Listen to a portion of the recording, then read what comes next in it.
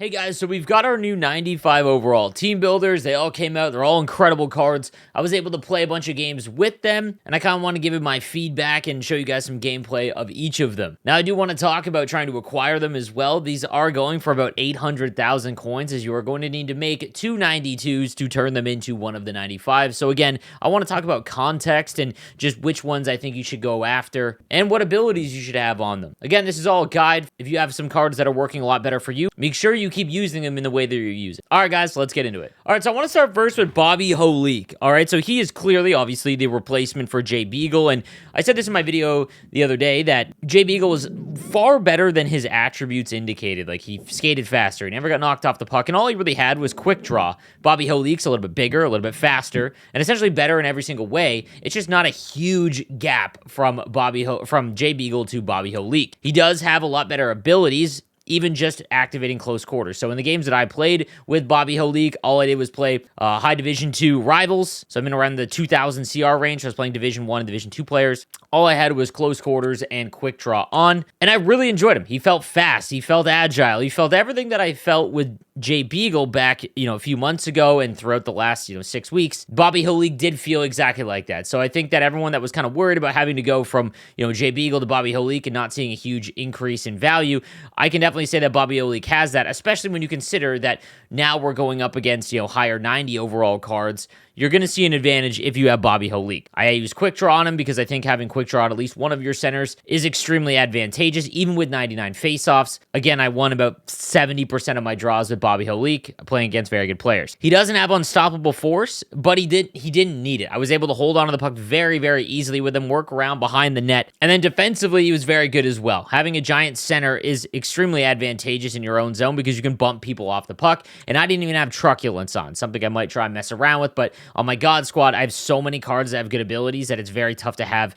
a lot of ability points locked up into one card. So Bobby Holik is absolutely one of the best centers in the game, and I think that if you are worried about going from Jay Beagle and having to spend someone else to go to Bobby Holik and not seeing a huge improvement, I think that you're okay, especially when you consider the fact he's got double synergy slots in that first one. He's a fantastic card and one that you should definitely try to acquire.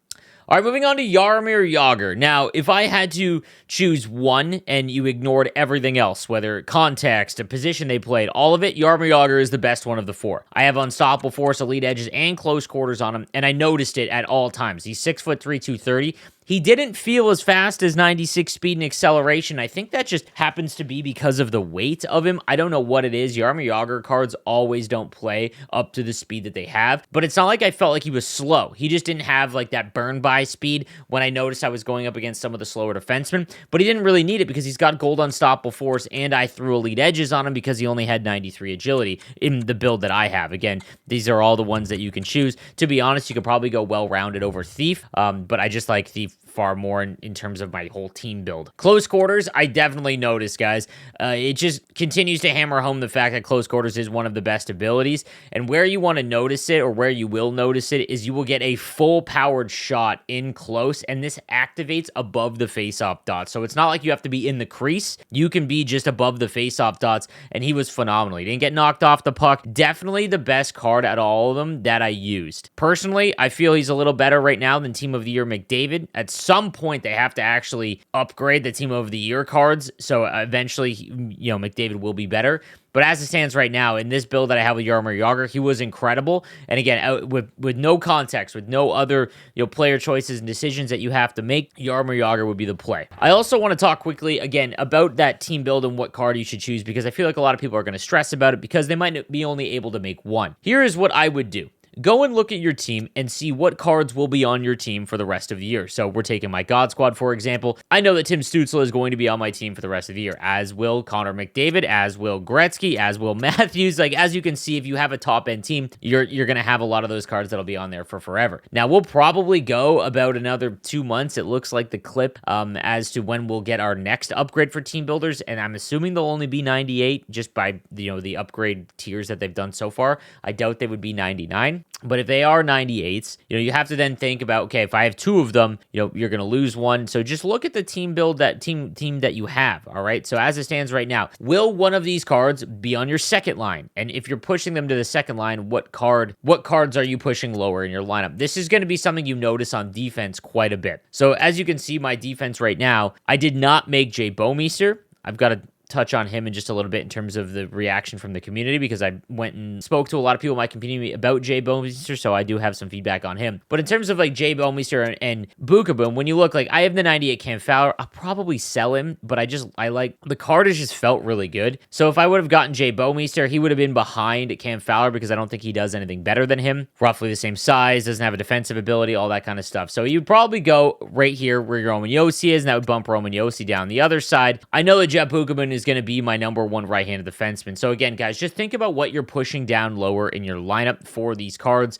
Because if you've got someone like now Shea Weber, who was, probably one of the best right-handed defensemen in the game, is now pushed to my third line because of Cale Makar and Bookaboo. So if you've already invested all these coins in these cards, it's tough to want to go and kind of nullify that advantage that you've given yourself. Let's talk about Jet Bookaboo, though. This is an incredible card. Everything that he looks like you would want out of the defenseman. 6'5", 231's got gold truculence, and I noticed it. Like, you threw around everyone. It didn't matter if they had unstoppable force at all. He had a pretty wicked shot as well, even though his shot is not insane compared to someone like Shea Weber, for example. But he was definitely a very, very fun build. And all I had was gold truculence. I don't think you need anything else on this card because he does everything that you need. There is a reason why the bigger players are better in game as the year goes along. And it's simply because they just throw everyone else around. And this card was able to handle all of the team of the years that I went up against that had unstoppable force, because I think that's a great counter to it. So I love this card so far. And if you needed the defenseman, I would go with Jeff Bookaboo over Jay Bouwmeester. But again, it is going to contend and compare. But again, it is going to depend on your lineup and the other cards that you've got at this position. Like, if you don't have a team of the year, right, there are some other cards. I mean, we just got Sanderson as well as Shea Weber. So if you have one of those, maybe you go with the opposite side, because they are pretty similar. Obviously, the team builders are far better, but that's just something to think about. Now, when it comes to Jay Bouwmeester, again, you're not going to be disappointed. This is an incredible card. 6'4", 206, 96 speed, 95 acceleration. He does have 93 body checking, and he does have some abilities. Like, you can throw Spark on, get his body checking up even higher. So it's not like he's not going to be able to knock anyone off the puck because he doesn't have truculence. Absolutely not. Again, it is going to depend on your team. If I didn't have Cam Fowler, I probably would have made Jay Bouwmeester just because I already had Shea Weber, but I'm not disappointed at all. From everyone I talked to in my community, this has been a fantastic card. He feels like a faster Jake Gardiner, and if you throw shutdown on him, you can actually knock people off the puck much like you could with truculence. This is all in all a fantastic build, but a lot of people are only going to be able to make 3 out of the 4. So when it comes to what ones you want to make, these are all among the best cards at their position. Here is what I would recommend in the order that I would make them in. The 2 forwards are going to be the most important, because forwards are always going to be more important than defensemen in Hockey Ultimate Team. That's not to say defense isn't important. It's just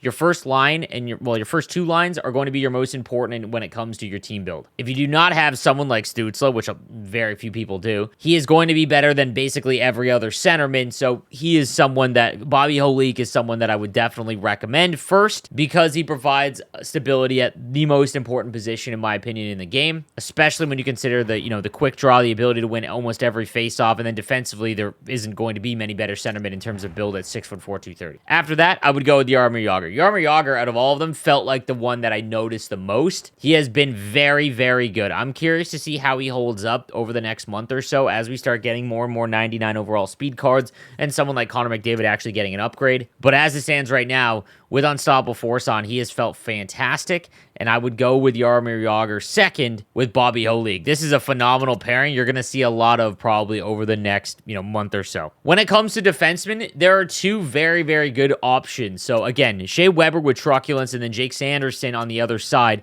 And to be honest, we might even get Owen Power for the next gen event, so you might want to wait even further, because that's a 6'6" defenseman, and God knows what they give him. But I think it will depend on what your cards are behind behind Bookaboo and Bouwmeester. Both of them are going to be your best defensemen. Again, unless you have one of the fantasy cards, and even then, he's still fantastic. But that defenseman is going to be secondary. And what I would do is, again, what are the other cards that you have behind them that would impact my choice? So let's say you don't have any of the fantasy cards and you don't have Weber or Sanderson. I personally would go Boom because truculence and someone who's 6'5", you never have to worry about unstoppable force at all. Then what you can do is just go ahead and make the next gen Jake Sanderson. Vice versa though, if you want to go Bouwmeester and make Shea Weber, I think that's a fine comparison, but it's defense where I would choose one out of the two as opposed to making both. So again, guys, just to recap, I would go Holik because of lineup versatility and who you're going to have to replace.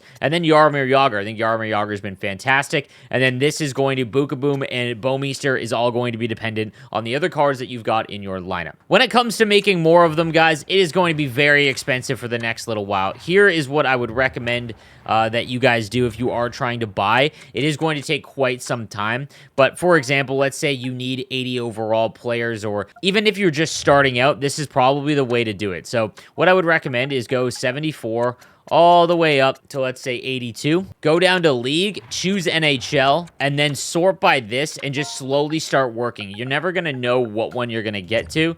But again, there's not even a 74 overall NHL player going for 1,200 coin. If you are someone who does not have any team builders, you started at Christmas time, you didn't invest in them, I would sell every single card that is an NHL player that's 82 and below. 1,000%. The fact that there is no 74 overall NHL players, and even almost at 1,500 right now on PS5, which is the biggest market, that is wild to me. It makes total sense because these are the new hotness, but you are not going to be able to make any of these cards really because of the cost. As it stands right now, if they are going for 1,400, you are looking at 1.1 million coins to invest from scratch. No shot I'm doing that.